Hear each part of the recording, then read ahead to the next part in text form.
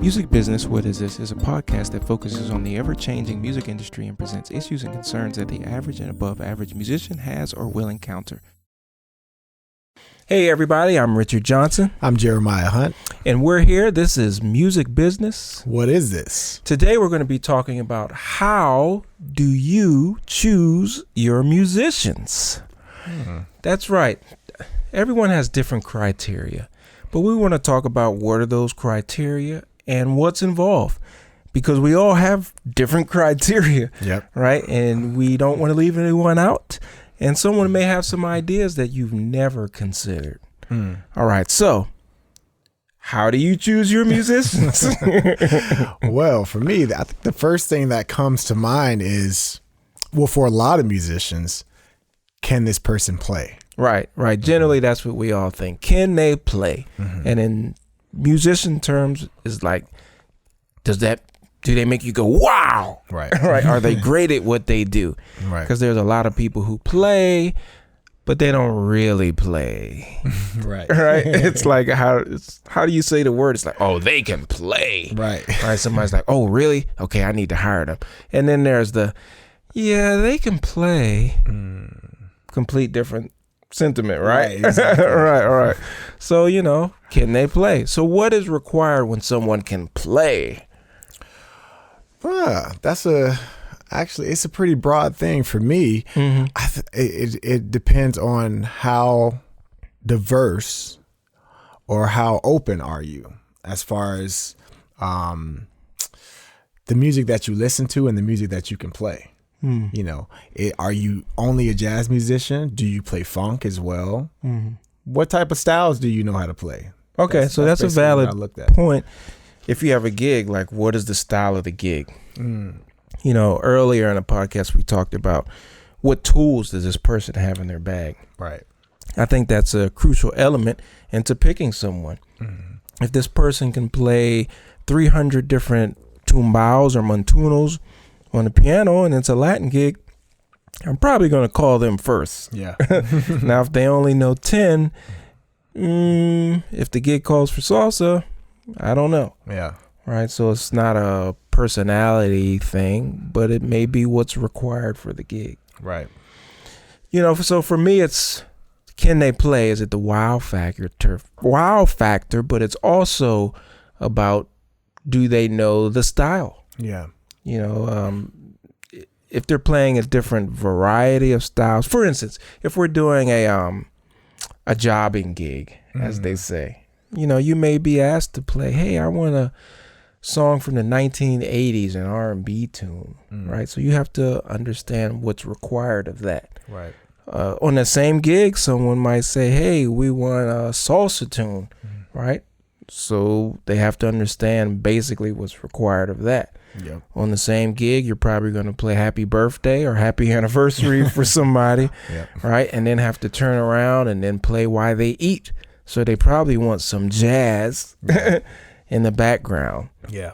So that set of tools is going to be different for everyone, but that person who understands the rudiments of those different styles can provide that.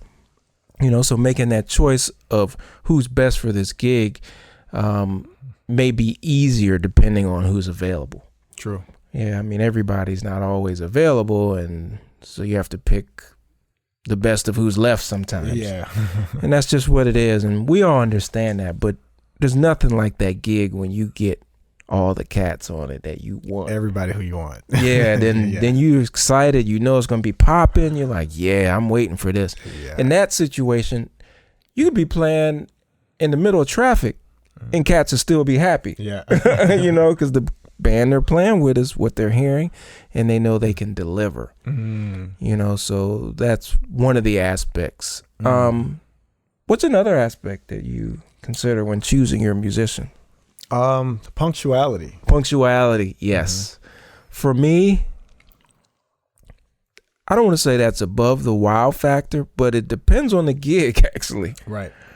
I want to say the musicality is first, but at the same time, if it's a jobbing gig or something that's very corporate and they're like, we need music from 1:15 to 1:35 and that's it. they've got to be on time. Right. There's no option. And a lot of these jobbing gigs, you have to remember too, it's not a stage setting or environment. So we're loading in through a loading dock Right. in a building that's Yeah. an office building, and we have to get in a access elevator in the back. So I remember doing this gig with a drummer friend of ours, a great drummer, and just getting into the venue took about 30 minutes. Just getting in because of the parking ramp, then walking across the parking ramp with my equipment, and then finding the right elevator, taking it up, I think it was 4 or 5 floors, and then having to walk across the whole hotel. Was it downtown? Yeah. Yep. I was like, man, this is literally maybe as long as the gig. Once I include leaving, because you have your equipment thing. So the time issue, Yeah. I mean, that's crucial, because when you're playing for these companies, these jobbing gigs, there is no, okay, we can delay Right. or push it back. It's not like a club venue. Yeah. When a company's hiring you for an office event, they usually have a planner and there's a time schedule, and they look at that joint like it's clockwork, Absolutely. right? So I love those gigs, Yeah. because generally those gigs are short, pay a lot, and you're in and out. Yeah. They usually don't have questions about parking. They usually take care of all that, All of because it. they're used to doing that for their employees. Yeah. But the one thing you cannot do is show up late, right? And usually that requires you getting there excessively early, right? Those gigs, generally the playing time is shorter, but because you're in an order of a scheduled events, Yeah. you have to be there way earlier, because they don't want you walking in with a keyboard and an amp and a stand and a chair when they have this event going on. That's a no-no. It's not going to happen. Right. So they may say, hey, the gig is from 1:15 to 1:35, but we need you to be in here set up ready to go at 11 o'clock. And you're thinking like a regular musician, oh, that's ridiculous. But what you're not knowing, or they're not telling you, is that their event starts at noon, right? And there's a sound man, there's other people there, the caterers, Yeah. all trying to take the same elevator. So they've already thought about the amount of time it's going to take. Yeah. So, that time issue is crucial, so you have to think about that. So Yeah. what's another element? I would say, first thing that comes to my mind, besides the punctuality, is correspondence in general. Like when you reach out to musicians, let's say I chose my 5 musicians, and I'm saying, okay, we're going to do a tune from this album.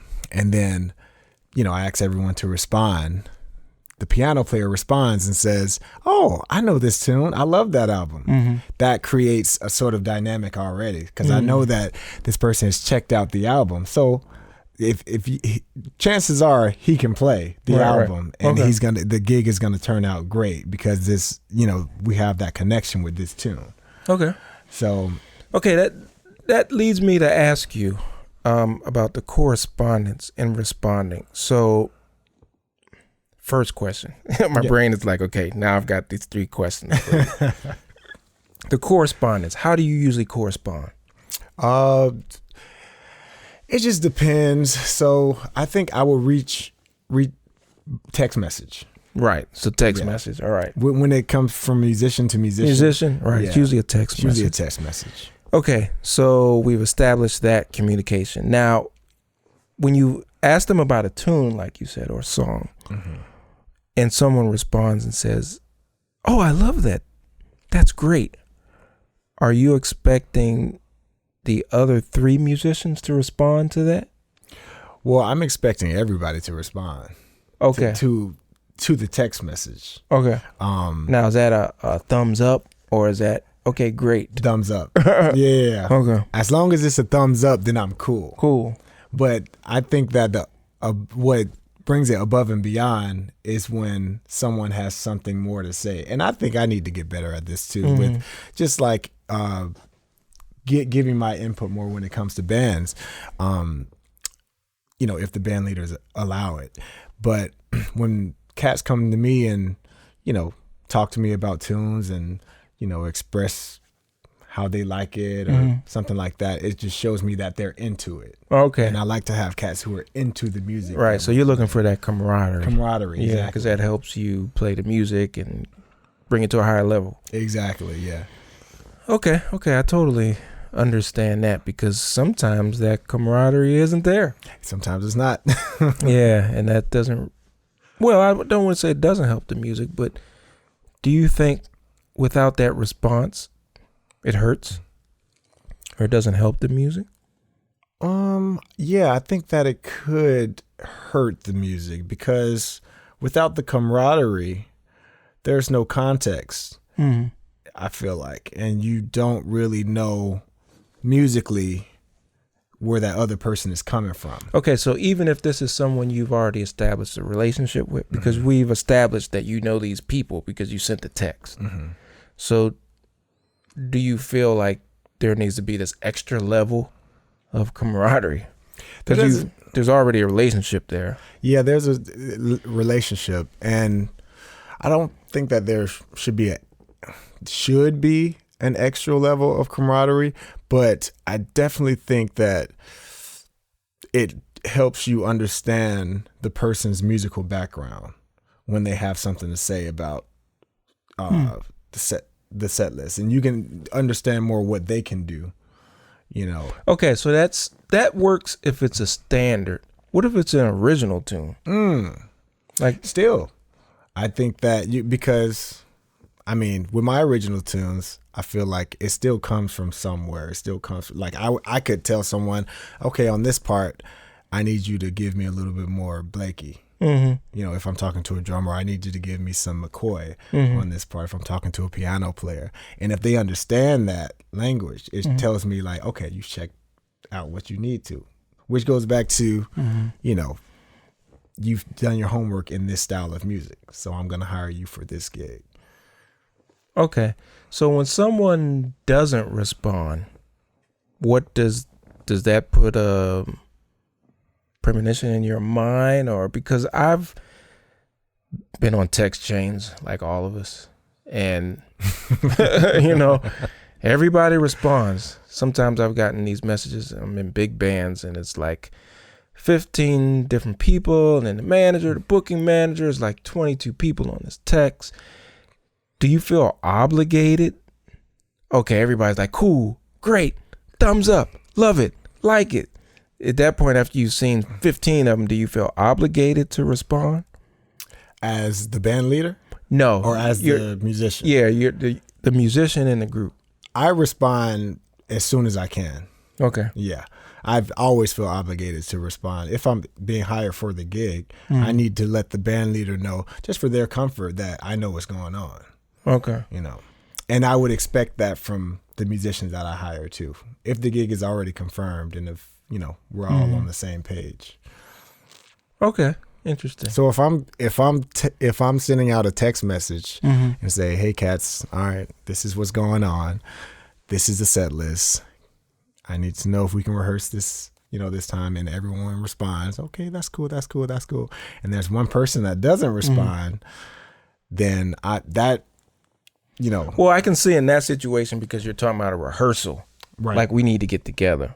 Right. But in the context of, these are the 8 songs we're doing on this gig. Let's say you send them out at once. Everybody gives a thumbs up or whatever. Okay. But say you send out a text that says, hey, I want to add Susie Jumps the Fence, this song, to the set list. Are you expecting a response from everybody? Or is that enough? I put it in the text. That's enough. Okay, that's what I'm trying to get to, because even myself, I generally do respond, but I got to be honest, not 100% of the time, especially if there's 20 other cats on the chain. Yeah. And it's something that's an addition. But I do ask that because I've been in situations where people say, oh, I missed that one. Like when you have a bunch of people on a thread, it's easy to miss something because you say, oh, it's just text again. Okay. True. Or you're in the middle of doing something. So that's why I ask, what is your process to responding to that text message? You know, because sometimes for me, that's enough. Yeah. And I think people who know me generally are going to be like, oh, he's got it. Mm-hmm. That's what they tell me. Mm-hmm. But then there's other people, they're like, I'm not sure if they've got it. And that's usually because they've seen them in other situations with other bands, and they're like, oh, I didn't see that tune on the text list, or I didn't miss it, or that wasn't in the main thread, or there's blah, blah, blah. And I've heard that a bunch. Right. So that's why I wanted to talk about this under how do you choose your musicians? Because if you see that go down on a gig, even though it's not your gig, it still puts in your mind, okay, they missed that one. Is that typical of their personality? If it is, that's going to go into your decision. Right. Is that a pattern? Is that a pattern? Yeah. Exactly. If it's one time, you're like, oh man, this cat never misses. He knows, okay, probably just missed that one. Right. Just not their reputation. You know, and to me, that goes back into the time issue. Some people are just always early or always on time. Yeah. You know, when I was in the Monk Institute, now the Herbie Hancock Institute, Ron Carter would always say, you got to be early. And to this day, he still shows up. If a gig starts at 8, he shows up and is ready to go at the latest 6, at the latest. Set up and ready. Wow. Everything. So whenever all the cats are walking in an hour early, he's already been there chilling. Like, and I've seen it. You know, so everybody has this different conception of time. Yeah. You know, and his philosophy was anything could happen. He said, yeah, I just live uptown, but it could be an accident. I might have to go another route. I don't know what's going to happen. And I'm not going to be late for this gig due to my own concerns. Right. So that's why I wanted to ask the question about, you know, the text, and is it necessary to respond, and how do you determine that? Right. You know, because some people just say, oh, I pick my musicians because they wore the right shoes, or they wore my favorite. Oh, I love that, blah, blah, blah. Okay, it's not going to help the music. It may help the people looking. It may be good for your social media profile, you know, if they're not listening. But how you pick those musicians will ultimately affect you, good or bad. Yeah. Okay, another criteria. Anything else? Are they going to learn the music? Yes. Yes. That's a big one. That's a big one. Yeah, it's not just can they play, because I use this phrase all the time. There's plenty of people who can play, and I mean play, that are playing alone in their basement. Yep. All right. And learning the music is crucial. Yeah. Now, when you say learning the music, what does that mean for you? Practicing the music on your own, and making sure you just have a general understanding of how the music is to be played.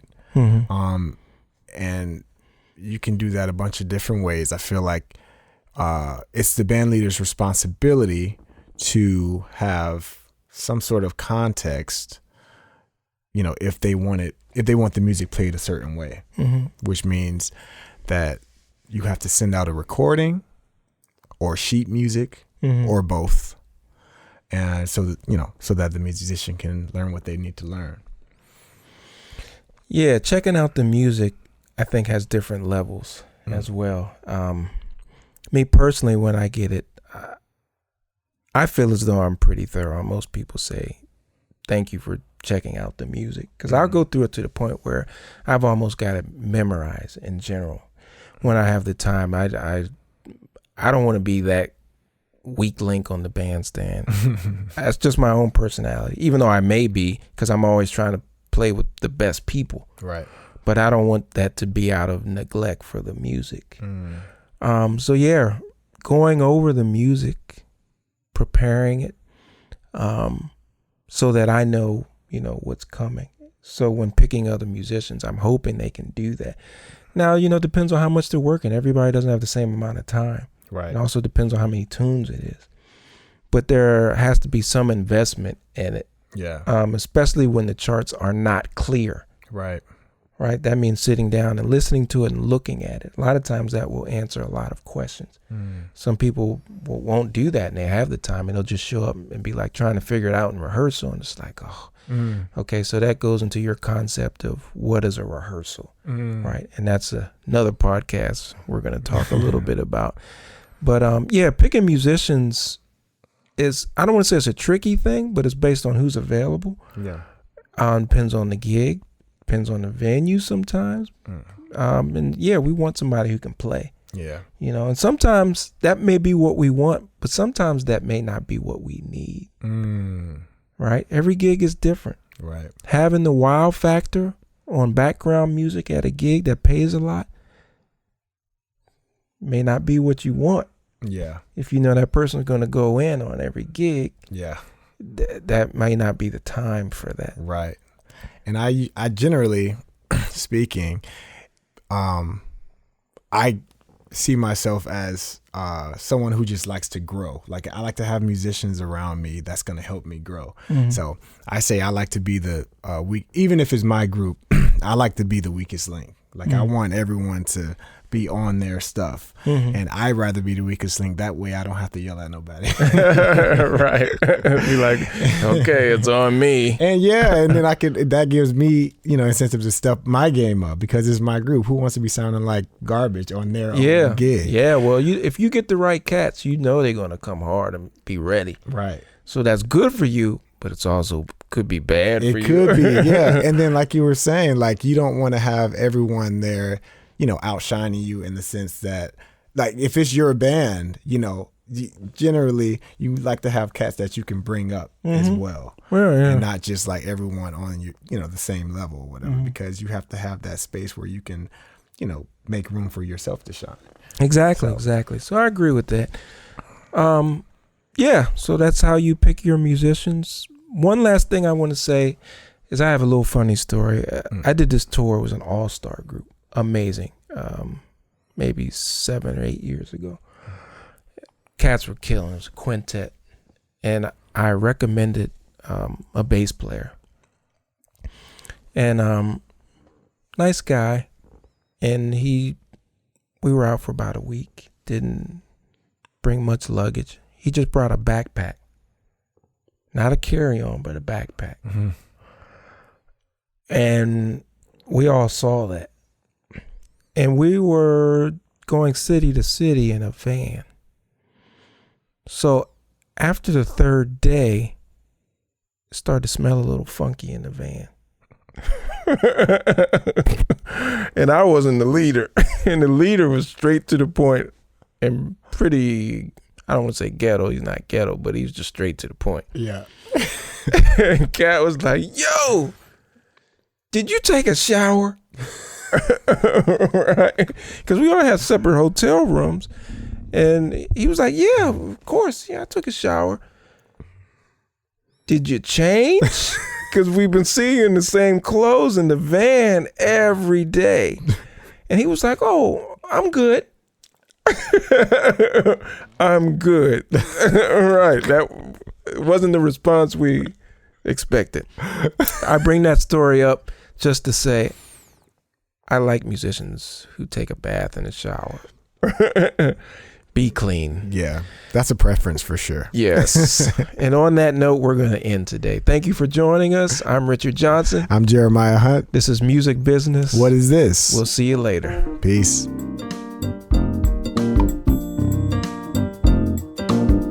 This program is partially supported by a grant from the Illinois Arts Council Agency.